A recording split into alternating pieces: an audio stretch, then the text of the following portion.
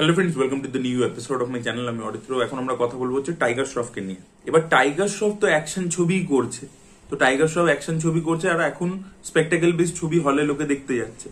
এবং সাউথেরও আমরা দেখছি যেগুলো লার্জার দ্যান লাইফ অ্যাকশন ছবি হচ্ছে, সেই ছবিগুলো ওয়ার্ক করছে। তাহলে টাইগার শ্রফের ছবি কেন ওয়ার্ক করছে না, সেটাই আমরা অ্যানালিসিস করবার চেষ্টা করবো। বেসিক্যালি এখানে rise and fall of Tiger Shroff নিয়ে, কারণ টাইগার শ্রফেরও একটা টাইম এসেছিল যেখানে লোকে মনে করছিল যে টাইগার শ্রফ হচ্ছে নেক্সট সুপারস্টার।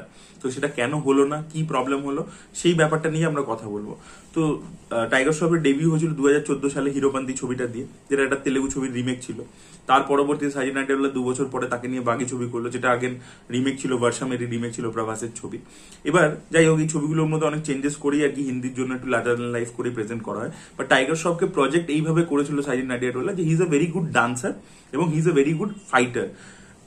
হিরোপান্তিতেও অ্যাকশন ছিল এবং সেখানে অ্যাক্রোব্যাটিক্স আমরা দেখতে পেয়েছিলাম, সেটাকে আরো নেক্সট লেভেলে বাগি নিয়ে যায় এবং বাগি থেকে অ্যাকচুয়ালি বক্স অফিসে আরো বেটার টাইগার পারফর্ম করতে শুরু করে এবং তার পরবর্তীতে পরপর কিন্তু বেশ কিছু হিট ছবি সে দিয়েছে। 2020-তে কোভিড আসার আগে অব্দি আপনারা যদি দেখেন, বাগি ফ্র্যাঞ্চাইজটা তো খুবই সফল হয়ে গেছিল। বাগি 3ও ইভেন যখন রিলিজ করে, যেহেতু কোভিডের জন্য বন্ধ হয়ে গেছিল, তার আগে অব্দি কিন্তু ছবিটা 90 কোটি টাকা কালেকশন করে নিয়েছিল। স্টুডেন্ট অফ দ্য ইয়ার 2 খুবই বাজে ছবি, ওটাও কিন্তু 96 কোটি টাকার মতো কালেকশন করে নিয়েছিল, ওটাও কিন্তু অ্যাভারেজ গ্রসার ছিল। ঠিক আছে, তো ছবি কিন্তু টাইগার অ্যাকচুয়ালি সাকসেসফুল দিচ্ছিল। ঠিক আছে, এবং বাকি ফ্র্যাঞ্চাইজটা তো বললামই, সেটা খুবই সফল ছিল। এবং ওয়ার টু বলতে বলতে অ্যাকচুয়ালি অভ্যেস হয়ে গেছে। ওয়ার ছবিটা হচ্ছে অ্যাকচুয়ালি ওর কেরিয়ারের বেস্ট ছবি। ঠিক আছে, যেখানে ও অ্যাকশনও করতে পেরেছে আর অ্যাট দ্য সেম টাইম ওর অভিনেতা সত্তাটাও কিন্তু খুব সুন্দর করে দেখাতে পেরেছিল। ওই ছবির মধ্যে কিন্তু ওর পারফরমেন্স ইত্যাদি খুবই ভালো ছিল। সিদ্ধার্থ আনন্দ কিন্তু খুব ভালোভাবে টাইগারকে ইউজ করেছিল এবং এই টাইমটা অব্দি কিন্তু টাইগারের সময় খুব ভালো যাচ্ছিল। তার একটা ফ্যান ফলোইংও তৈরি হয়ে গেছিল, সবকিছু ঠিকঠাক যাচ্ছিল এবং লোকে যেটা বললাম যে এক্সপেক্ট করছিল যে সে নেক্সট সুপারস্টার হবে। তাহলে সে হলো না কেন? পোস্ট কোভিড তার ছবি, বেশিরভাগ ছবি দেখবেন শেলফ হয়ে যাচ্ছে এখন। পরপর যে ছবিগুলো এসে সেগুলো একটাও পারফর্ম করেনি এবং এর পরবর্তীতে সে কি করে কামব্যাক করবে, আদৌ করতে পারবে কিনা, সেগুলো নিয়ে আর কি ডাউট চলছে। তো কেন এটা হলো? তো দেখুন, টাইগার শ্রফের যে প্রজেকশন, ইনিশিয়াল যেটা প্রজেকশন ছিল যে ডান্স করতে পারে ভালো এবং অ্যাকশন করতে পারে ভালো, এবং সত্যি এই দুটো ডিপার্টমেন্ট টাইগার খুব ভালো করতে পারে, খুব ভালো কথা। এবার এটাই কি enough to become a superstar? উত্তরটা হচ্ছে না। আপনি যদি একই ধরনের ছবি করে যান, তাহলে কিন্তু আপনি কোনোদিনও সুপারস্টার হতে পারবেন না। এটা আপনি যে কোনো সুপারস্টারের কেরিয়ার তুলে দেখে নিন, তাকে বিভিন্ন ধরনের ছবি করতে হবে। সবচেয়ে প্রথম হচ্ছে আপনাকে ফ্যামিলি অডিয়েন্স, যখন ছেলে মেল সুপারস্টার, আপনাকে ফ্যামিলি অডিয়েন্স এবং ফিমেল ফ্যান ফলোয়িং বাড়াতে হবে। এবার আপনি যদি খালি অ্যাকশন ছবি করে যান, আপনার ফিমেল ফ্যান ফলোয়িং হবে না, কারণ জেনারেলি মহিলারা কিন্তু অ্যাকশন ছবি দেখতে ভালোবাসে। হয়তো কিছু পার্সেন্টেজ আছে যারা দেখতে পছন্দ করে, বাট বেশিরভাগ ক্ষেত্রে মহিলারা কিন্তু অ্যাকশন ছবি অ্যাভয়েড করে এবং ফ্যামিলি অডিয়েন্সও কিন্তু অ্যাকশন ভায়োলেন্স অ্যাভয়েড করে স্ক্রিনে। তো এই কথাটা দেখবেন আদিত্য চোপড়া শাহরুখ খানকে বলেছিল যে তুমি যদি সুপারস্টার হতে চাও, তোমায় কিন্তু প্রতিটা মানে মেয়ে ইদার ভাই ভাববে, নাহলে তোমাকে বিয়ে করতে চাই, এরকম একটা অ্যাসপিরেশন তার হবে। তো সেরকম, এবং প্রতিটা মা, প্রতিটা ঘরের যে মা, তাকে সে তোমাকে নিজের ছেলে ভাববে। এই ইমেজটা যদি তুমি বানাতে পারো, তবেই কিন্তু শাহরুখ খান সুপারস্টার হয়েছে। তাই জন্য ডিডিএলজে থেকে সে সুপারস্টার হয়েছে। বাজিগারও কিন্তু হিট ছবি ছিল, কিন্তু বাজিগারের পরে কিন্তু সে সুপারস্টার হয়ে যায়নি। কিন্তু এই যে ডিডিএল, যে কুছ কুছ হোতা হ্যায়, দিল তো পাগল হ্যায়, এই ছবিগুলো কিন্তু তাকে আরো বেশি রিচ দিয়েছে, কারণ এইগুলো ফ্যামিলি ফ্রেন্ডলি ছবি কিন্তু। ঠিক আছে, এটা অন্য স্টারদের ক্ষেত্রে আমি এক্সাম্পল দিয়ে আপনাদেরকে বুঝিয়ে দিচ্ছি। তো খালি যদি আপনি অ্যাকশন ছবি করে যান, এটা কিন্তু আপনার জন্য ডেট্রিমেন্টাল হতে পারে। এটা কিন্তু এদেশে খালি নয়, বিদেশেও আপনি যদি তাকান, আপনি দেখবেন ওখানে কিছু মার্শাল আর্টিস্ট আছে বিদেশে, যারা খালি অ্যাকশন বেসড ছবি করে গেছে, কিন্তু তাদের ছবি কিন্তু তাদের লনজিভিটি খুব কম হয়েছে। এই যে বিদেশে আমাদের স্ট্যালন যে অ্যাকশন করেছে, অ্যাকশনের মধ্যে কিন্তু অভিনয়ও ছিল, তার মধ্যে কিন্তু ইমোশন ছিল, সেগুলো কিন্তু পারফরমেন্স বেসড অ্যাকশন, কিন্তু সেটা কিন্তু খালি অ্যাকশন নয়। কিন্তু খালি যদি আপনি অ্যাক্রোব্যাটিক্স অ্যাকশন করে যান, তাহলে সেটা কিন্তু বেশি দিন চলবে না। এটা কিন্তু বিদেশেও আমরা এই জিনিস হতে দেখেছি। ইভেন আমরা এই সেম জিনিসটা বলিউডে 90s এ সুনীল শেট্টির সাথে হতে দেখি। সুনীল শেট্টি কিন্তু অ্যাকশন খুব ভালো করতে পারতো, কিন্তু ওটার বাইরে গিয়ে তার কিন্তু বেশি রেঞ্জ ছিল না। তো আপনাকে ফ্যামিলি অডিয়েন্সকে ক্রিয়েট করতে হবে। এবং আমার মনে হয় যে সুনীল শেট্টি একটা ইন্টারভিউ দিয়েছিল সাজিদ খান, তখন ইন্টারভিউ করতো, তখন সে ডিরেক্টর হয়নি। সাজিদ খানকে সে বলেছিলাম, যাই না ইউটিউবে পাবেন কিনা ওই ইন্টারভিউটা, ওখানে ওই জঙ্গল বলে সিনেমাটা শুট ছিল রামগোপাল বর্মার, ওই সেটে গিয়ে করেছিল সাজিদ খান। তো ওখানে ও বলেছিল যে আমি চাই যে আমার ফ্যামিলি অডিয়েন্স এসে আমার ছবি দেখুক, সেটা হচ্ছে না। আমার ইউথ খালি এসে ছবি দেখছে, অ্যাকশন ওরিয়েন্টেড ছবি। আমি চাই যে ফ্যামিলি অডিয়েন্স, বাচ্চারা এসে আমার ছবি দেখুক। তো সেই জিনিসটা কিন্তু সুনীল শেট্টি কোনোদিনও করতে পারেনি সেইভাবে। তাই জন্য দেখবেন একটা টাইমের পরে সে ফেজ আউট করে গেছে। অক্ষয় কুমারও 90s অ্যাকশন হিরো ছিল, কিন্তু সে গিয়ার চেঞ্জ করে কমেডি ফিল্মস করতে শুরু করেছে, যেগুলো কিন্তু, বা ধড়কনের মতো ছবি করেছে, যেটা কিন্তু ফ্যামিলি অডিয়েন্সকে টার্গেট করতে পারে।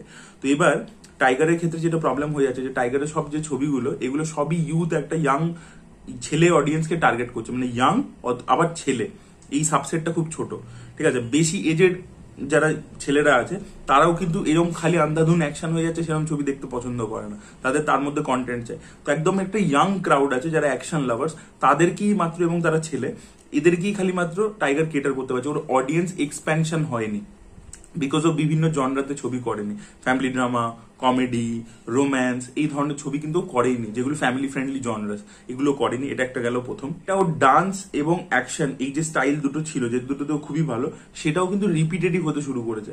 অ্যাকশন কিন্তু বিদ্যুৎ জামওয়ালও দেখবেন এই জন্য মানে চেষ্টা করেছিল যে অ্যাকশন থেকে সরে এসে একটু অন্য রকমের ছবি করবার, সেগুলো যে খুব সফল হয়েছে তা নয়, কিন্তু বিদ্যুৎ তবু চেষ্টা করেছে।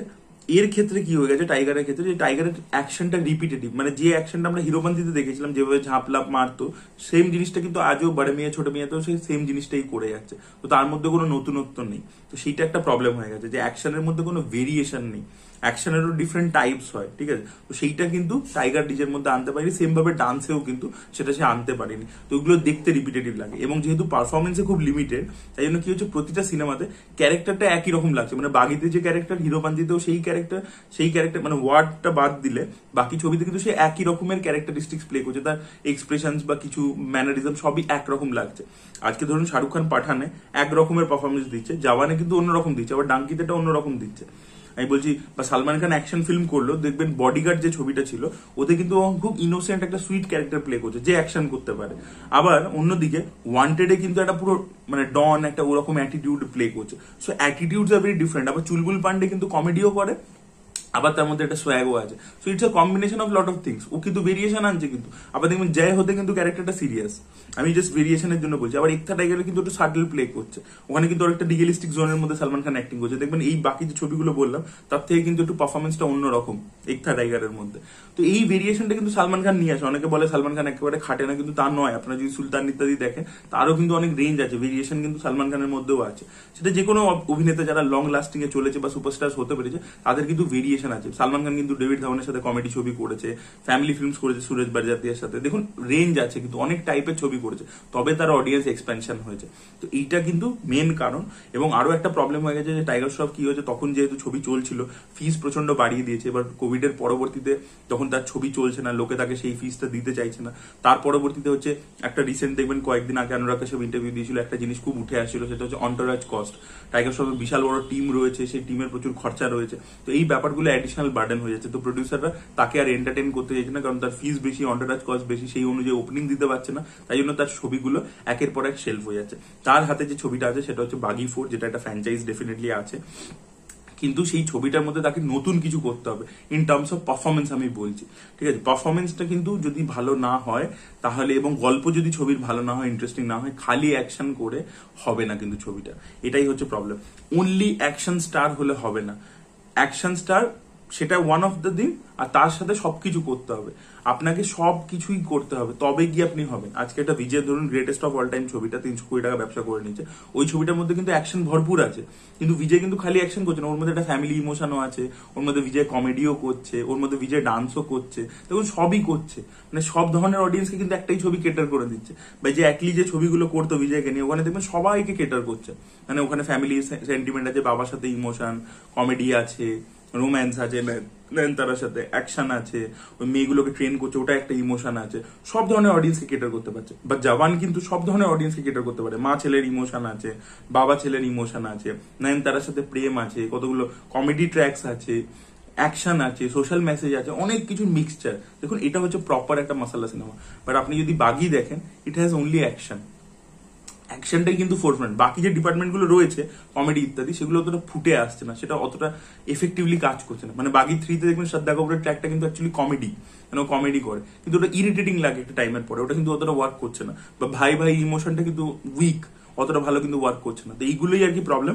ওই জিনিসপত্রগুলোর উপর আরো বেশি করে ফোকাস করতে হবে, তবে গিয়ে কোথাও গিয়ে টাইগার শ্রফের কামব্যাক হতে পারে। বাগি 4ই তার কাছে একটা ভালো অপশন টু কামব্যাক।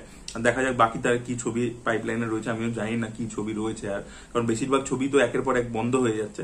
তো দেখা যাক টাইগার শ্রফ আলটিমেটলি কামব্যাক করতে পারে কিনা। আপনাদের কি মতামত অবশ্যই কমেন্ট সেকশনে জানাবেন। এই ভিডিওটা ভালো লেগে থাকলে লাইক করুন, শেয়ার করুন, চ্যানেলকে সাবস্ক্রাইব করতে ভুলবেন না। বাই।